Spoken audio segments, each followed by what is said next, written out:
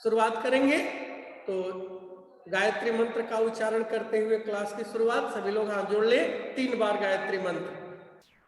ओम भूर्भुवः स्वः तत्सवितुर्वरेण्यं भर्गो देवस्य धीमहि धियो यो नः प्रचोदयात्।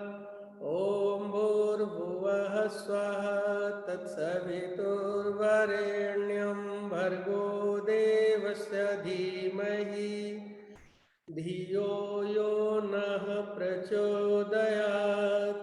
ओम भूर्भुवः स्वः तत्सवितुर्वरेण्यं भर्गो देवस्य धीमहि धियो यो नः प्रचोदयात्। ओम शांति शांति शांति। ओम।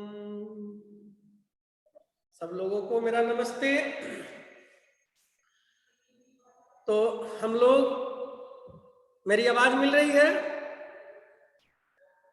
Yes sir. तो हम लोग इसके पहले पढ़े थे प्रत्यय, और आज की विषय वस्तु हमारी है, आप लोगों को पता है क्या पढ़ेंगे हम लोग? उस दिन बताए थे समास। समास, ठीक है?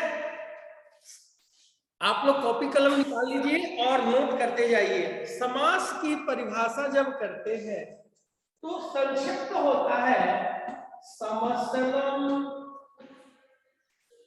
समासः। समसनम समासः, ठीक है? और हिंदी में परिभाषा जब करते हैं तो कहता है कि 2 या 2 से अधिक पद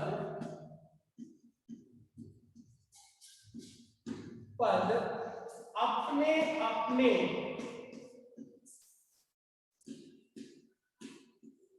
विभक्ति चिन्हों को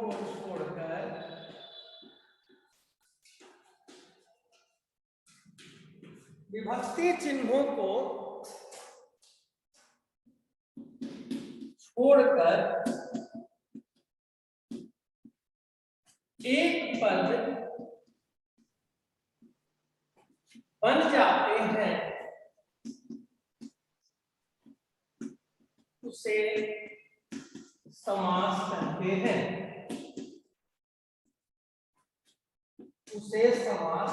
हैं। ठीक है? 2 या 2 से अधिक पद अपने अपने विभक्ति चिन्हों को छोड़कर, अब बताओ तो स्टार्ट हो। फिर से देखिए। तो आज की विषय वस्तु समास, संक्षिप्त रूप समसनम समासः। ये कहता है कि 2 या 2 से अधिक पद अपने अपने विभक्ति चिन्हों को छोड़कर एक पद बन जाते हैं, उसे समास कहते हैं। जैसे कहते हैं हम राज्ञः पुरुषः, तो समास में जो मुख्य बिंदु आप लोगों को देखना है, ये राज्ञः, ये है पूर्व पद, और पुरुषः इसको कहते हैं उत्तर पद, और जो नया पद बनता है उसको कहते हैं हम समस्त। यानी पूर्व पद, उत्तर पद और समस्त पद। तो ये 2 पद तो मिल गया, राज्ञः और पुरुषः, विभक्ति चिन्हों को छोड़कर। यानी राज्ञः का मूल शब्द होता है राजन, ये पंचमी षष्ठी एक वचन में है, और पुरुषः का मूल शब्द हो गया पुरुष। अब 2 शब्दों के बीच में हलंत है। आप लोग जानते होंगे कि जिस व्यंजन में यदि हलंत लग गया उसमें स्वर की मात्रा नहीं है, और जिसमें स्वर की मात्रा नहीं है वो ध्यान रखिए कि उस व्यंजन का कोई अस्तित्व नहीं, उस व्यंजन का कोई अस्तित्व नहीं है। क्लियर हो गया? तो दो इसको हटाते हैं तो क्या बन गया? राजपुरुष। और इसी को हम कहते हैं समास। क्लियर हो गया समास की परिभाषा? कि दो या दो से अधिक पद अपने अपने विभक्ति चिन्हों को छोड़कर एक पद बन जाए उसे समास कहते हैं। समास की परिभाषा क्लियर? फिर से देख लें कि दो या दो से अधिक पद अपने अपने विभक्ति चिन्हों को छोड़कर एक पद बन जाए उसे हम समास कहते हैं, उसे हम समास कहते हैं। क्लियर हो गया? बोलिए, सबको क्लियर? अब आते हैं, अब ध्यान देंगे कि समास के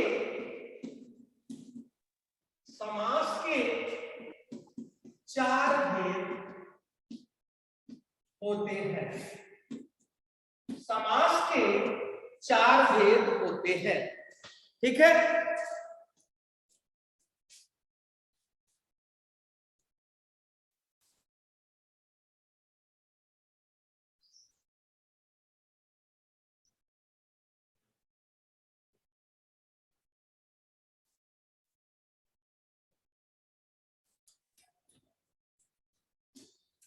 समास के मुख्यतः चार भेद होते हैं।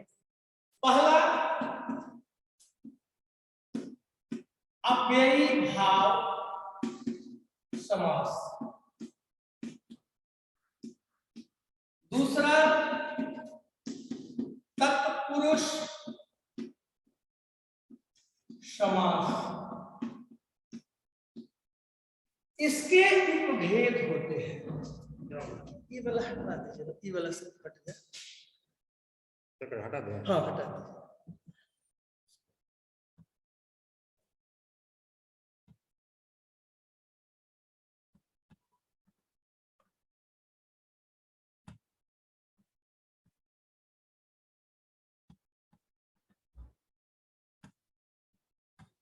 नहीं हट रहा, चलिए हट गया।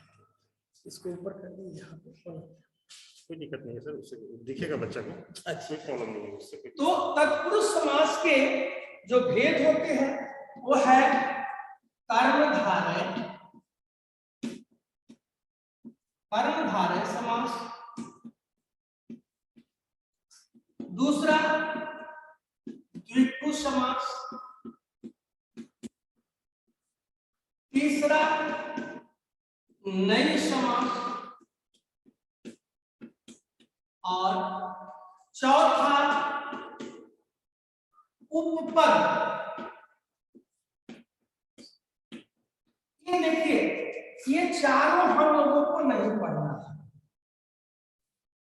लेकिन आप जान ले कि तत्पुरुष के भी चार भेद होते हैं, ठीक है? तत्पुरुष के भी चार भेद। और तीसरा जो समास होता है वह होता है द्वंद्व समास, और चौथा बहुव्रीहि, बहुव्रीहि, ठीक? ध्यान देंगे। अब समास के चार भेद होते हैं। पहला अव्ययी भाव, दूसरा तत्पुरुष, ये हमको पढ़ना नहीं है, तीसरा द्वंद्व, चौथा बहु।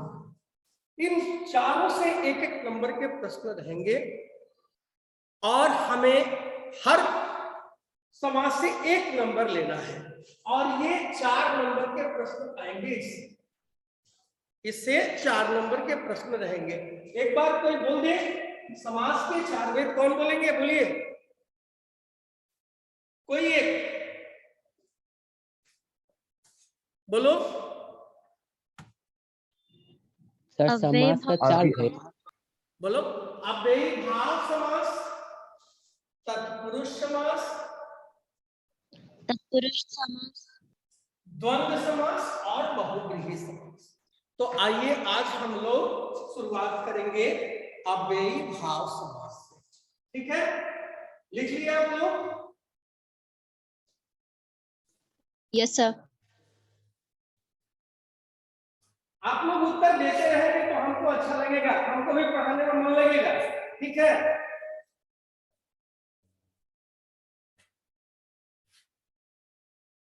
अब देखिए, अब हम लोग पढ़ेंगे अव्ययी भाव समास। अव्ययी भाव समास, और इसका सूत्र होता है पूर्व पद प्रधानो अव्ययी भाव। अव्ययी भाव आप लोगों को बताए थे, पूर्व पद, उत्तर पद और समस्त पद बताए थे अभी जस्ट। Yes sir. पूर्व पद, उत्तर पद और समस्त पद। तो इसमें अव्ययी भाव समास में कहा कि पूर्व पद प्रधानो अव्ययी भाव। परिभाषा करते हैं तो कहता है कि जिस समास में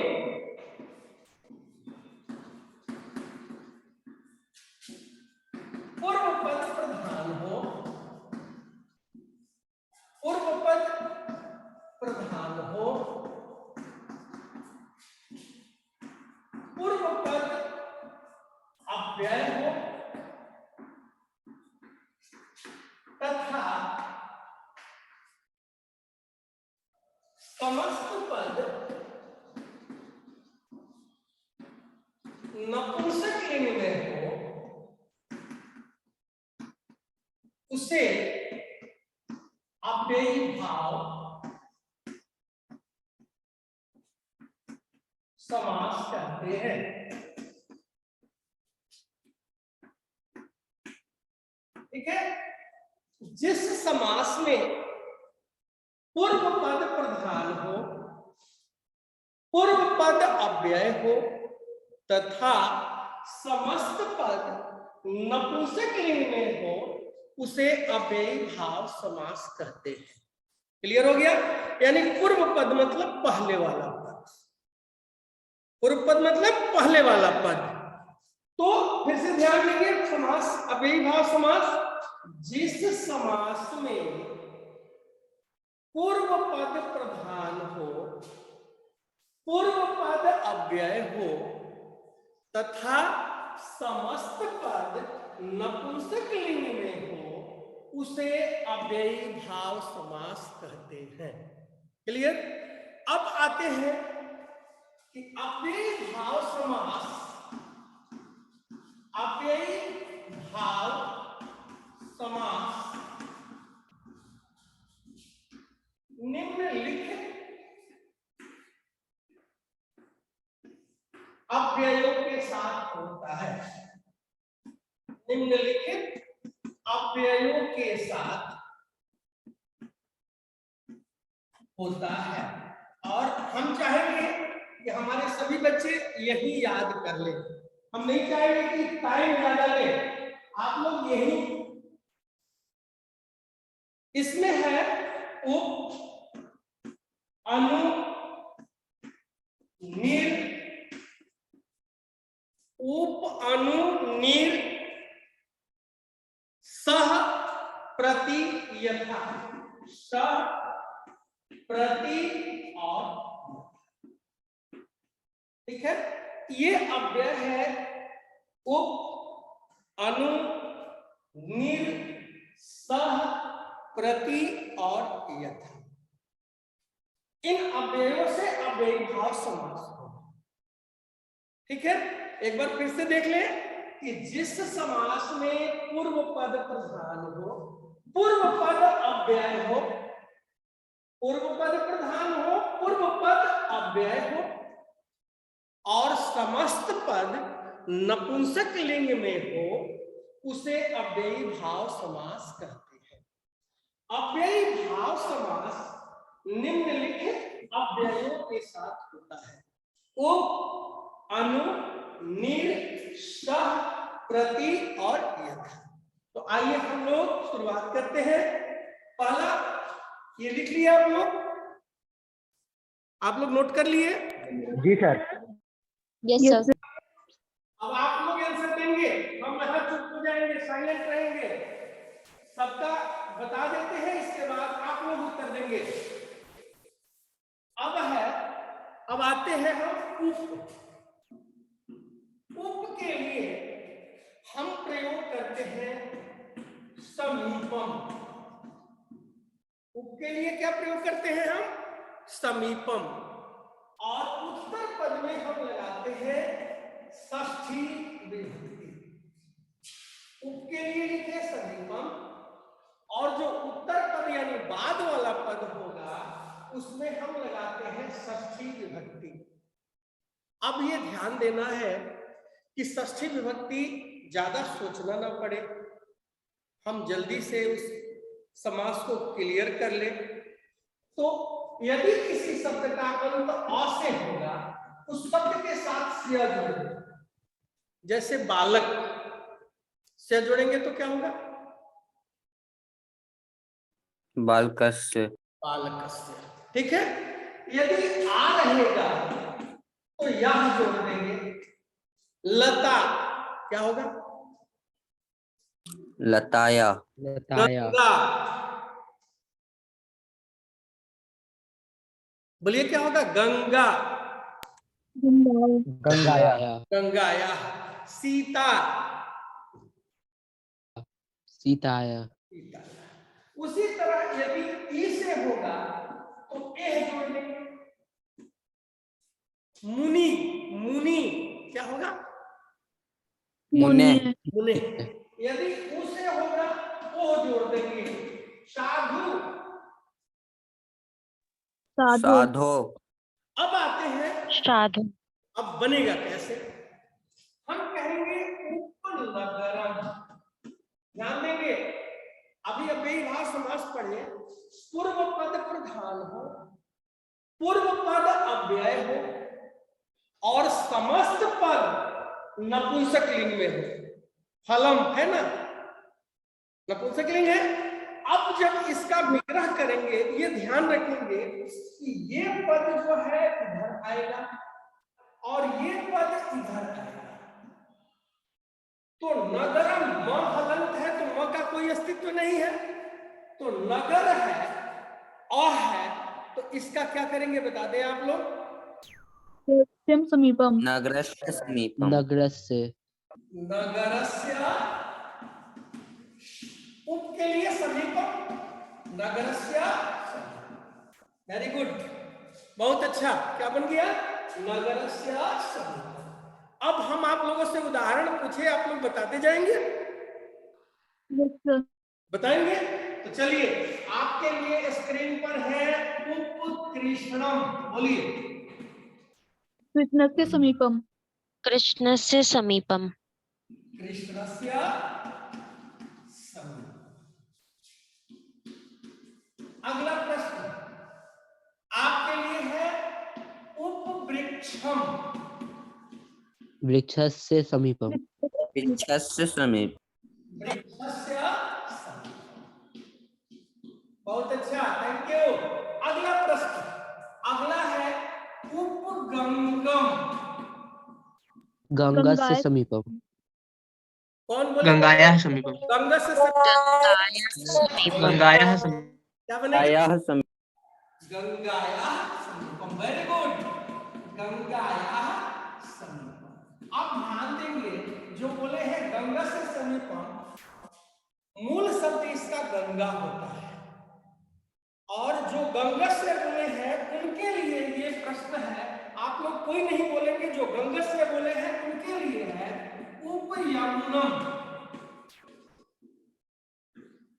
उपयमुनम। यमुनाय समीपम। फिर से बोलिए, फिर से बोलिए।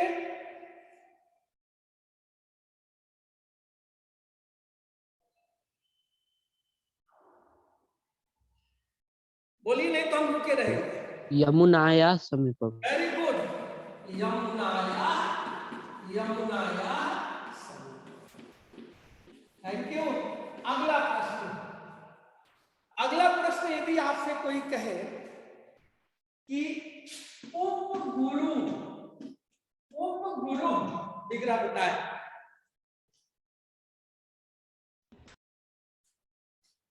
उपगुरु गुरु विग्रह। समीपम। गुरोः समीपम। गुरे समीप। गुरु।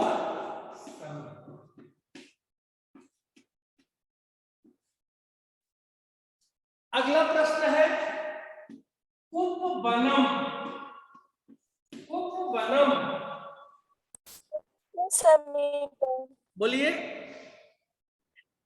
वनस्य समीपम। वनस्य समीपम।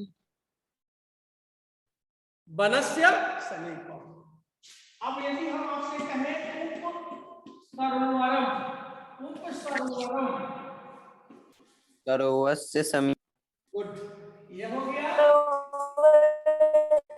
वनस्य समीपम, ये हो गया सरोवरस्य समीपम। ठीक है, तो उप का क्लियर हो गया। किसी को कोई परेशानी बताइए? यानी नो सर। No sir. नहीं, वेरी गुड। तो अब आते हैं हम, देखिए अगला हो गया उप, उप के लिए समीपम, षष्ठी विभक्ति, ये याद रखिएगा। और रहेगा तो स्य, आ रहेगा तो या, ई रहेगा तो एह, और उ रहेगा तो ओ। अब अगला अव्यय हमारा है, आप लोग उदाहरण लिख रहे हैं ना, बोलिए। अगला अब हमारा अव्यय हो गया, वो है अनु। अब अगला अव्यय है अनु। अनु के लिए हम लिखते हैं योग्यम या पश्चात, और विभक्ति लगाते हैं षष्ठी विभक्ति। अनु के लिए क्या लिखते हैं? योग्यम या पश्चात, और विभक्ति लगाते हैं षष्ठी विभक्ति। जो नियम यहां बताए थे वो क्लियर है? क्लियर है। तो आपके लिए स्क्रीन पर प्रश्न है अनुरूपम। रूपस्य योग्यम। रूपस्य योग्यम। अगला प्रश्न अनुकूलम।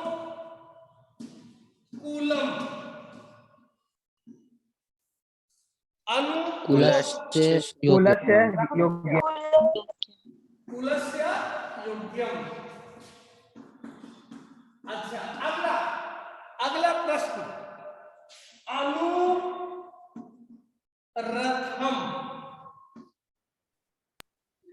रथस्य योग्यम। रथस्य योग्यम। रथस्य योग्यम, रथ के योग्य। रथ। बोलिए क्या होगा? रथस्य, रथस्य पश्चात। रथ के पीछे, पश्चात अर्थ होता है पीछे, रथ के पीछे, रथस्य पश्चात। अगला प्रश्न आपके लिए ग्रीन बोर्ड पर है अनु विष्णु। अनु विष्णु,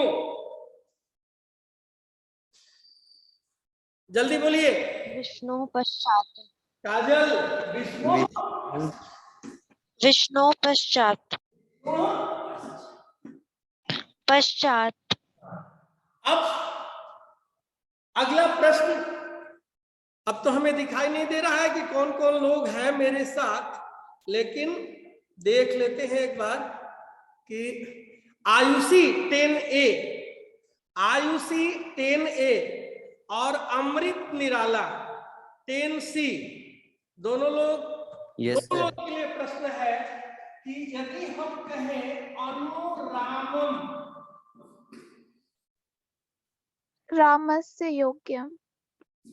रामस्य योग्यम, और अमृत निराला आप बताएंगे। अब राम के योग्य, ये तो बिल्कुल अच्छा है। और अगला जब करेंगे तो रामस्य पश्चात क्या होगा? राम के पीछे, यानी क्लियर हो गया? पीछे। अनु क्लियर हो गया? कोई परेशानी बताइए आप लोग? आप लोग उदाहरण लिख लें। अगला अब आते हैं तो वो है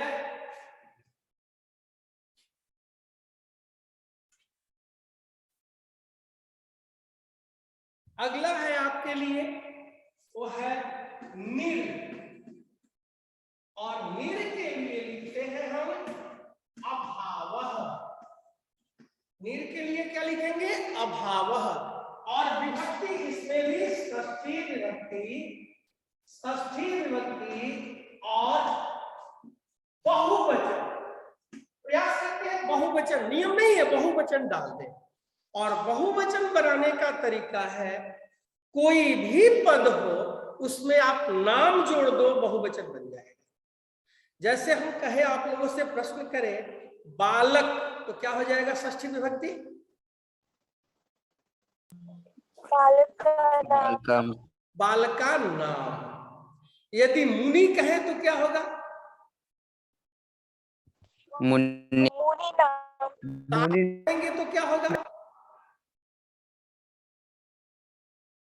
साधु कहेंगे तो क्या होगा? साधु नाम। साधु नाम। क्लियर हो गया? क्लियर? तो अब ये नाम जोड़ देना है और निर के लिए अभावः लिखना है। तो हम यदि आपसे प्रश्न करें कि निर्जनम, तो ये बोलिए जनाना अभाव। जनाना। यदि हम आपसे प्रश्न करें कि आप लोग बताइए निर्धनम,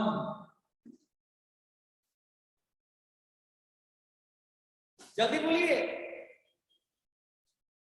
निर्धनम। धन नाम अभाव। Very good.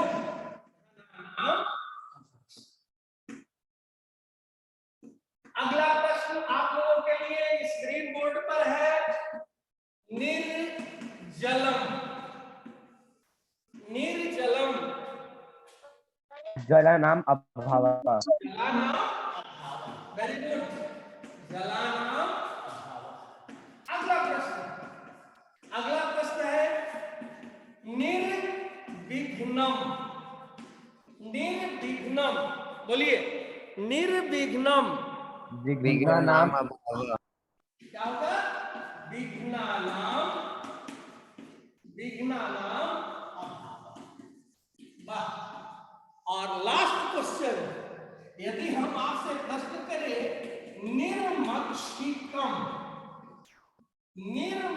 मक्षिका नाम अभाव। का नाम अभाव। मक्षिका अभाव। क्लियर हो गया? तो निर का भी क्लियर? कोई परेशानी बताइए आप लोग? जल्दी आंसर। No sir. अब अगला अव्यय हम आते हैं, वो अव्यय होगा, अगला अव्यय हमारा है प्रति। ठीक है? और प्रति के लिए हम या तो प्रति लिखें या इति। प्रति के लिए प्रति की जगह पर प्रति लिखें या इति लिखें या नहीं लिखें, ध्यान दीजिएगा। और उत्तर पद में हम द्वितीया लगाएंगे और द्वितीया लगाकर उसे 2 बार लिख देते हैं। 2 बार लिखते हैं। ठीक है? क्लियर? तो ध्यान ये देंगे कि जब हम द्वितीया लगाते हैं तो किसी भी पद में यदि म जोड़ देंगे, ये नियम नहीं है, आपको सरलता के लिए हम बता रहे हैं कि यदि किसी भी पद में म जोड़ देंगे द्वितीया विभक्ति एक वचन हो जाएगा। जैसे उदाहरण के तौर पर राम क्या होगा? रामम। मुनि मुनिम। साधु साधु क्या होगा? साधु साधु। तो अब आपके लिए प्रश्न है, द्वितीया या सप्तमी दोनों में से कोई भी लगा सकते हैं, ठीक है? तो हम आपसे प्रश्न करते हैं प्रतिदिनम, तो दिनम ऑलरेडी द्वितीया में है, तो इसका हम विग्रह करेंगे, तो या तो हम दिनम दिनम कर दें तो भी सही है, ठीक है? दिनम दिनम। अब आपका ऑप्शन जैसा रहेगा, यदि दिनम दिनम है तो भी उत्तर सही है, या दूसरा दिनम दिनम इति, या दिनम दिनम इति सही होगा। ठीक है? तो अब ध्यान देंगे कि जो उत्तर पद होगा इसे 2 बार लिखेंगे, ठीक है? अब यदि हम आपसे प्रश्न करें कि आप लोग बताइए